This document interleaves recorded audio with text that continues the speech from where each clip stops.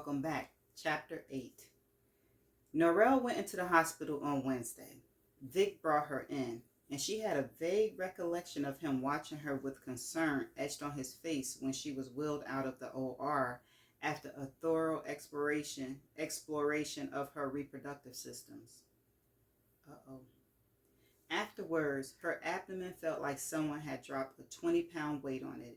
She also had the added stress of having Vic hovering over her like an anxious old lady. "Why don't you go to work, honey?" she suggested. "I'm so sleepy. There's no point in you sitting here listening to me snore. Even Dr. Patel won't be back with the results until the morning. I'm too tired to talk to him now anyway. Go on, Vic. I promise I'll be right here when you come back." She started to chuckle at her little joke, but the action caused movement in her abdomen area, and her face quickly contorted with pain. Oh my God, what happened? Still, she managed to convince Vic that she was all right. He kissed her cheek and promised to be back by 6. Norel closed her eyes and was asleep within minutes. She dreamed she was being wheeled into the delivery room, and later that she was holding an infant, her infant. Her doctor showed up early the morning after her surgery. Even as he asked her how she felt, Norel could tell the news wasn't good. Dr. Patel, she always joked that name must be Hindi or Smith because it was so common, wasn't smiling. "I'm sore as hell," she replied. "So," she continued in the brightest tone her discomfort and fear would allow, "what you see down there?" "There was no evidence of the blockage we saw on the scan," Dr. Patel said. "You might have had a spasm at the time we did the testing, but I did see extensive scarring on your fallopian tubes, which I'm afraid will make conception highly unlikely." He paused to let his words sink in. "Oh." Norel closed her eyes for a moment. "I guess the doctor who did my D&C 6 years ago scarred up my tubes. That has to be it.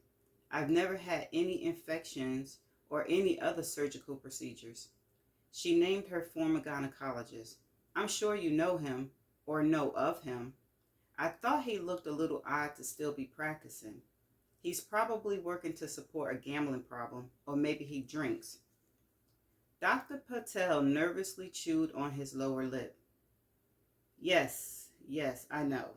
You don't want to speak out against one of your colleagues," she said, "and it's not like I can prove he messed me up anyway, not after all this time."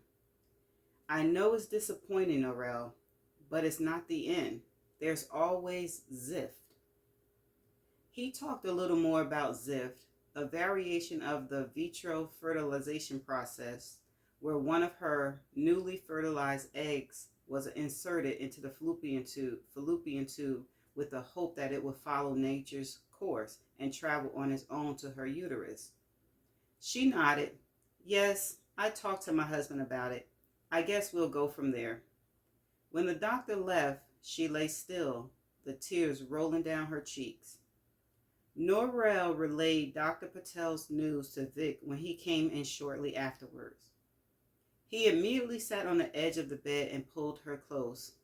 "I'm so sorry, baby," he said, "but don't throw in the towel just yet. There's still a chance. I'll let them test me, and if everything checks out, we'll try that procedure the doctor suggested." She shut her eyes tightly. What an immeasurable comfort to know at least that he was in her corner.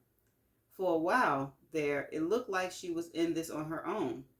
But a couple of things niggled at her relentlessly, and she couldn't keep them to herself anymore. "Are you sure you want to do this, Vic?" she asked, pulling away so she could see his reaction. "You're not just saying it because you know how disappointed I am." "I'm sure. I know I haven't been very supportive. I was just being selfish. I know we talked about having kids before we got married, but when you didn't get pregnant, I began to get used to the idea of having you all to myself, and I liked it. I'm sorry, Norel." "Okay." So he did one. She signed. I'm glad you saw the light, but I'll be honest with you. I'm not sure if I want to go on with it myself. Vic's surprise appeared genuine. You're not? Why? Because I so hope I'd be able to get pregnant the natural way. But you're showing no interest in my problems hurt almost as much as not getting pregnant month after month. You never said anything about getting tested until just now, although you've known about it for weeks. Vic placed a hand on her thigh. I'm sorry I hurt you, Norrell. I know. He looked at her thoughtfully. You've got something else on your mind. Tell me. I'm thinking about how you've already invested in CDN for me, and I'm wondering what the price tag would be for this new thing Dr. Patel wants to try. I know we're comfortable, Vic, but it's an awful lot of output. She sighed. I'd like to meet with Dr. Patel and find out more about both the chance of success and the cost. We probably should determine what we're going to do before you even go in for an exam. I'd hate for you to jack off in a cup if you don't have to, she said with a wan smile. Whatever you want, baby. She lay her head back, her hand in Vic's. Then that's what we'll do. In the meantime, I've got CDN to keep me busy, so at least I won't be thinking about babies all the time. Not that that's an issue right now. This pain takes precedence over everything. She smiled weakly, then pressed the button of her dispenser and gave herself another dose of Demerol. Norrell went home the next day. She spent the next week mostly resting, but with only minimum activity. Dana and Cece came over to cheer her up and discuss a little business. The news was exciting. Dana had met with Patricia Fairfield about purchasing 5 of her clients to transfer to CDN on the 15th of the month. They discussed Pat's asking price and agreed to it. Of course, this is contingent of the clients agreeing to have their accounts transferred, Dana cautioned. They'll be paying the same amount they were before, but sometimes people are funny. I'll be prepared to meet with all the office managers next week to assure them about how qualified we are. How about the quality of the accounts? Norrell asked. A lot of the girls are complaining that their pay has gone down because some of the dictators are so difficult to understand and require more time. At-home transcriptionists were traditionally paid on a production base for work they actually completed, so they couldn't do their laundry or their grocery shopping while on the payroll. How do we know Pat isn't giving us her worst accounts? I'm familiar with the 5 we're buying now, and they aren't bad, Dana said. A couple of English as a second language docs, a couple of mumble-mouth Americans, but we'll have the people we got from Pat continue to work on them. They prefer to work on familiar accounts rather than something new. I think it's good that we're waiting an additional 2 weeks to start with Pat's clients, Cece said. It gives us time to take care of any bugs in the sports medicine clinic and in Dana's clients. Besides, you never know. After Dana hand and Norrell's surgery, it might be my turn to have to go to the ER or into the hospital. The next weeks were filled with hiring staff, meeting with their computer consulting, and training. During that time, Dana Hand completely healed, and Norrell, too, was given medical clearance to return to work. Somehow, it all got done, and CDN transcription went live on May 1st as planned. To celebrate, Dana, Cece, and Norrell went out to dinner. Norrell suggested they go to a restaurant in San Marco that had become popular with the African-American corporate crowd. Dana hadn't known of this fact, and she looked around curiously at the patrons who had arrived while they were eating. There's a lot of us here, aren't there? She remarked. You generally don't see that in this part of town. Is something special going on? Oh, I think they have a DJ or something, Norrell said innocently. Dana's eyes narrowed suspiciously. Oh, this social atmosphere wouldn't have anything to do with why you chose this particular restaurant, would it? I'm not interested in dancing, Norrell said, suddenly sounding weak. I just had surgery 3 weeks ago, remember? Dana didn't point out that Norrell has since gotten the green light from her physician to proceed with her normal activities. The food is awfully good here, Cece said, her words a bit mumbled because she spoke through a mouthful of Mediterranean salad. This is such a huge salad. I'll probably want to take a nap after I finish. Dana was accustomed to Cece's lustful eating habits, but she wondered if Cece noticed that she looked heavier these days, like she gained back the 15 pounds or so she lost and then some. Probably all those gummy bears she downed. Are you all right, Cece? She asked, concern in her voice. I've called you a couple of times in the last week or so, and you've been sleeping. What you said the other week about going to the hospital was supposed to be a joke. You haven't taken on too much, have you? Is Cece pregnant? Oh, I'm all right. I just need to stop eating so much, that's all. Maybe you're pregnant, Norrell said, laughing. They all remember Cece going in for tubal ligation after she gave birth to her youngest son, her youngest, Elith. It can happen. Dana and Cece joined in laughing at the joke, and while Dana was glad to see Norrell laughing about a pregnancy after receiving bad news about her own chances for conception, she still suspected her friends had an alternative motive in selecting this particular restaurant on this particular night. She knew what it was, too. Norrell and Cece wanted her to meet a man.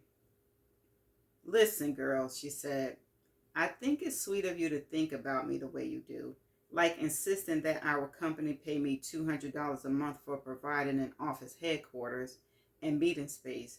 But this is too much. I'm not interested in dating. I've got too much on my plate already. During the last few weeks spent preparing to launch CDN, Dana had begun working full-time as an at-home MT for a large nationwide service, through which she would receive health benefits. The cost of medical and dental insurance through her new employer would be less than half of the check she wrote each month for private insurance for herself and Brittany. She'd taken the final step in her financial plan. She felt rather proud of her accomplishments, or at least she did when she wasn't tired from her demanding schedule.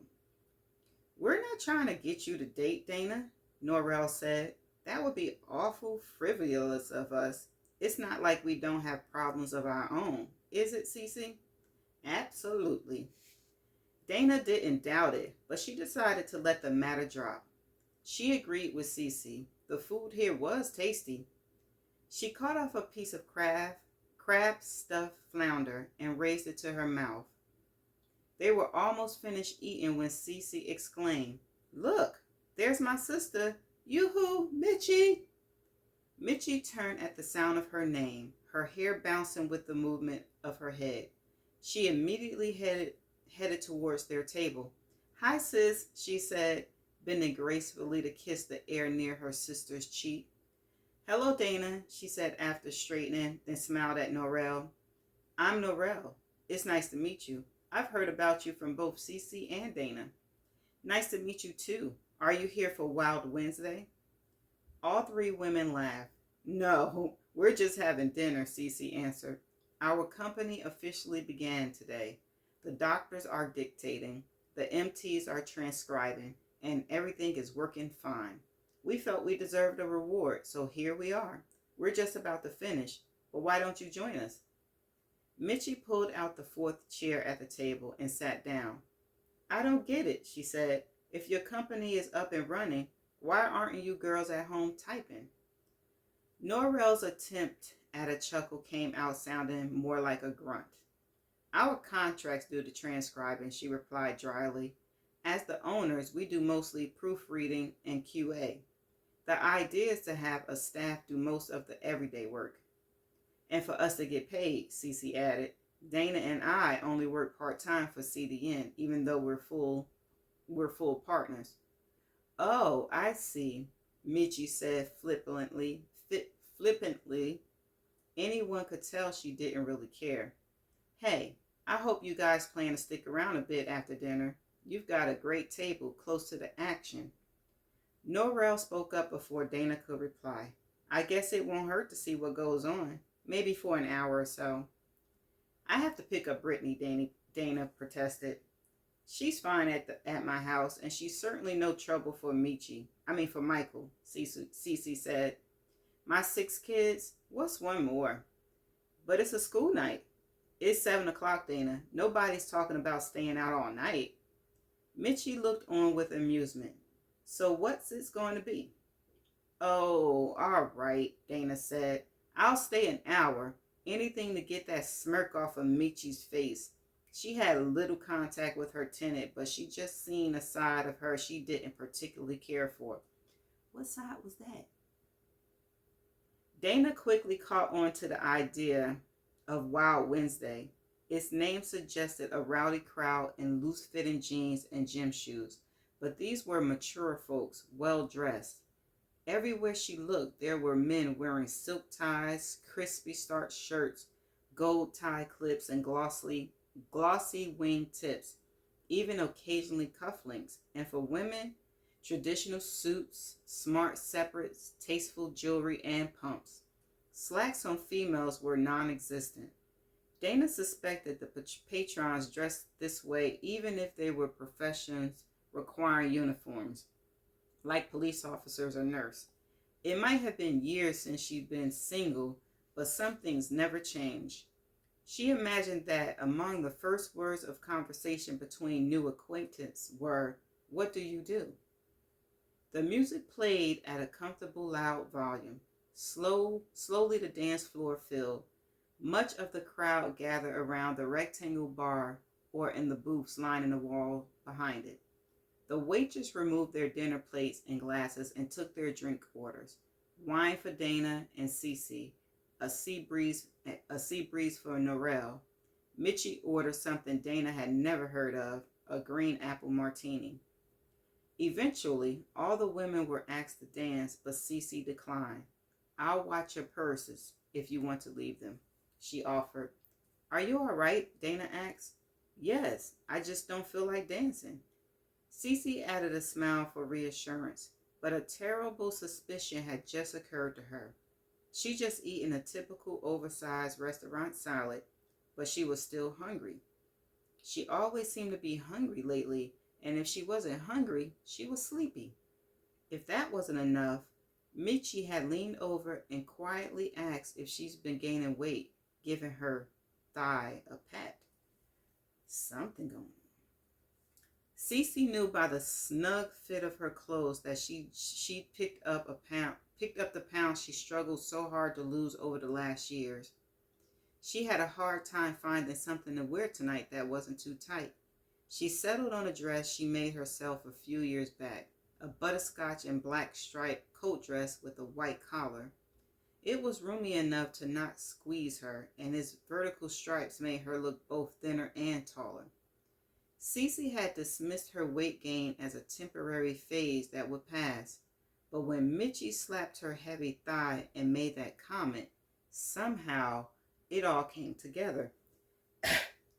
Never feeling full, no matter how much she ate, the weight gain, the fatigue, she was pregnant. There could be no other explanation, just her luck to be the one in 250 women for whom tubal ligation ultimately failed. Periods had never been a gauge for her. She continued them throughout her pregnancies with Josie, Gaby, and Elise. When she discussed it with her mother, Catherine said the same had been true for her. Just thinking about it made Cece feel ill. Her house was already so overcrowded. Where would they put another baby? Dana left the ladies' room feeling refreshed and confident, courtesy of a paper towel to wipe the perspiration from her face, a fresh coat of lipstick, and a quick comb through of her hair.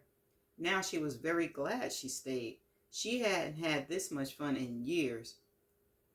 She got in midway past the bar on her way back to the table when a hand suddenly clapped her mid-arm.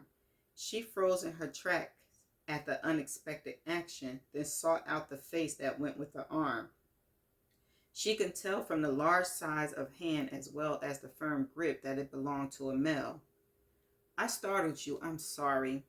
Something struck her as familiar about the dark-skinned man speaking, but Dana couldn't remember where they had met. You're Miss Covington, aren't you? He asked. His reference to her as Miss Covington set off immediate recognition in Dana's mind, probably because there were so few people who called her that. Some type of professional association. Then it came to her. You're... She bit her lower lip when she realized she couldn't remember his name, finally settling for, you're the one who brought my husband's car. He laughed at her attempt to conceal her lapse in memory. Sean Sizemore. Sizemore. Sean Sizemore. Of course, now I remember. How are you? And how's the car? Remembering the rather forceful way he had grabbed her arm, she hoped he wasn't going to tell her it didn't run right. Damn it, she probably shouldn't have asked. But Sean merely grinned and said, it's running great. It's nice to see you. I don't think I've ever seen you here before. Spoken like a true regular, huh? Well, it's not like I've got a bar stool named after me or anything. They laughed. Actually, I've been in pretty regular since my wife and I separated 2 months ago, he added. Oh, I'm so sorry to hear that. Dana was no marriage counselor, but if anybody were to ask her for advice, she would recommend imagining that their partner had died rather than still around and just getting on their reserved nerves. If any love remained, that should help both parties recover it in a hurry. But she could hardly say that to Sean. He was merely making a statement, and she had no call to make like Dr. Phil. Thanks, but actually it's been coming for a long time. By the time I bought your car, I knew it was just a matter of time. She nodded. No doubt he brought the two-seater Eclipse in anticipation of a single life. I guess that's how it goes sometimes. Can I get you a drink, Dana? She was caught off guard, both by his offer and by his sudden use of her first name, although there really was no need for him to continue to address her formally. Oh, no thanks. I have one at the table. You're not leaving anytime soon, are you? Probably within an hour. I'm enjoying myself, but I don't want my daughter up past her bedtime. She laughed. It was good to see you again, Sean. You'll see me again before you leave. He reached out and gave her hand a squeeze. Just for a second. Dana smiled a farewell and moved on. She couldn't remember the last time she felt so free and unencumbered. The music was wonderful, classic from the late 70s and early 80s, intermixed with recent cuts. Norrell and Cece hadn't had such a bad idea after all. Hell, she might just come back next week and do it again. Norrell gasped as the music blended into a new song. She gestured to her partner. I'm worn out, she said, although she felt certain he couldn't hear her words over the music. He took her elbow and guided her off of the dance floor. How about you and me talking over a drink, he asked. She held up her left hand and pointed to her prominent engagement and wedding rings. Sorry, I'm just doing a little dancing, that's all. Norrell enjoyed the disappointment on her partner's face. It did her ego good to know she could still turn heads. This man was tall, good-looking, and young, probably a good 6 or 7 years her junior. Heaven knew she deserved some comfort after receiving the bad news that her dream of being a mother probably would not come true. She and Vic had met with Dr. Patel, and she didn't like the low odds he gave them of successfully conceiving a baby, especially when paired with a high cost.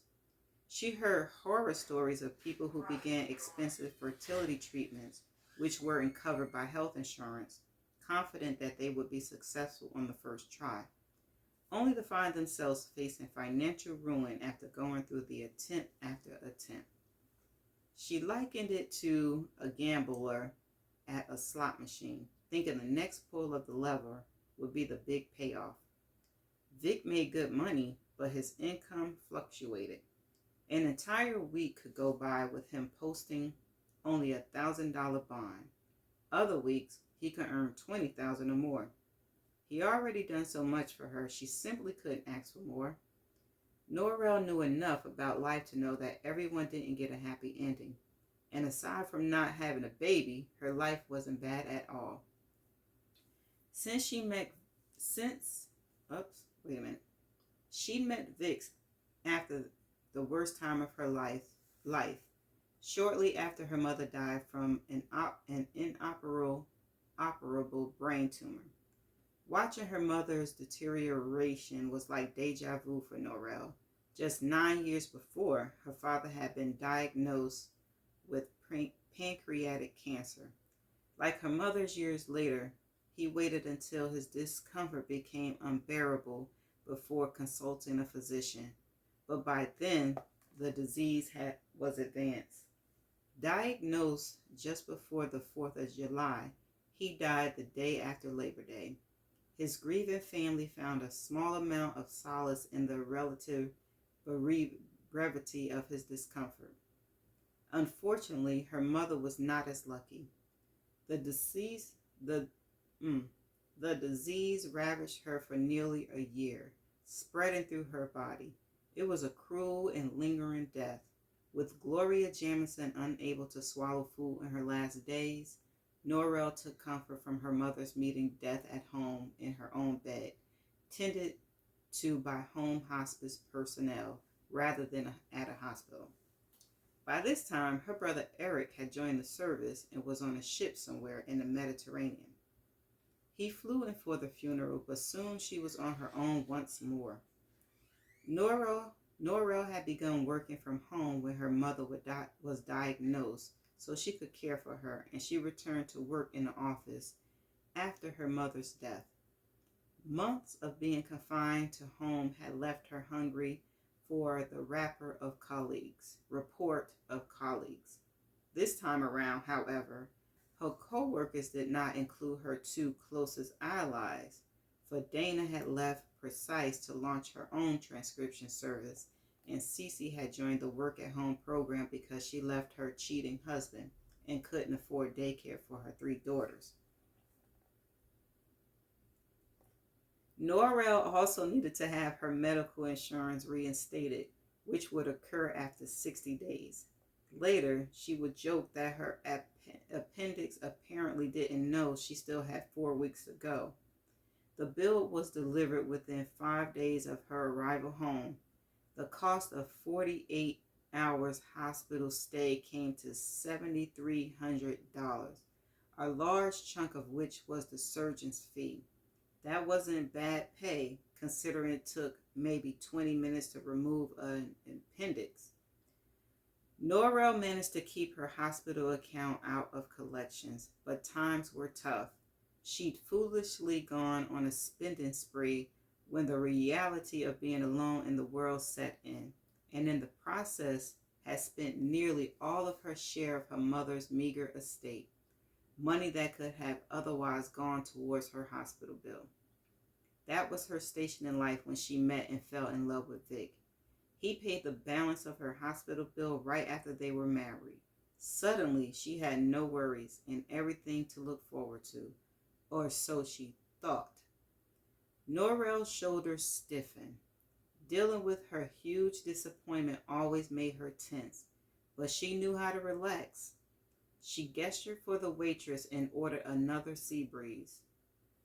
Dana Dance was shown twice over the next 45 minutes, and when she and her friends prepared to leave, he offered to see them to their cars, starting with Norrell, who walked rather slowly.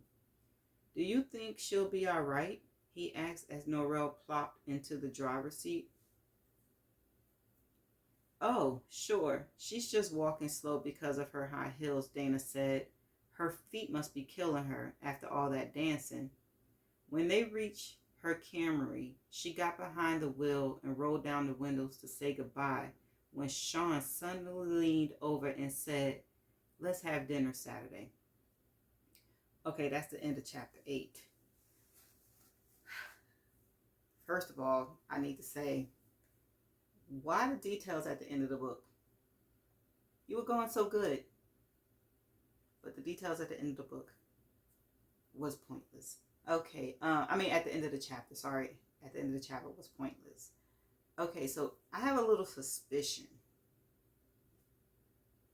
Norrell can't have kids, right? And Cece is pregnant. Cece, do you think Cece will have the baby for Norrell? Is that possible? Or once Norrell find out that Cece is pregnant, do you think she's going to get bitter? And then that will cause drama in their relationship? I don't know. So far, this book got me going up and down a little bit, just a tad, a little bit. Well, I guess we shall find out. We're only on chapter 8. So until next time, see you later. Bye. I forgot to mention, after reading that last chapter, they gonna let her drive home drunk? What? They better not let her drive home drunk. They know she drunk. What do you mean her feet hurt? Pay attention to your friend, please, because she just got some bad news. She been drinking and she behind the wheel. They gonna stop her, right?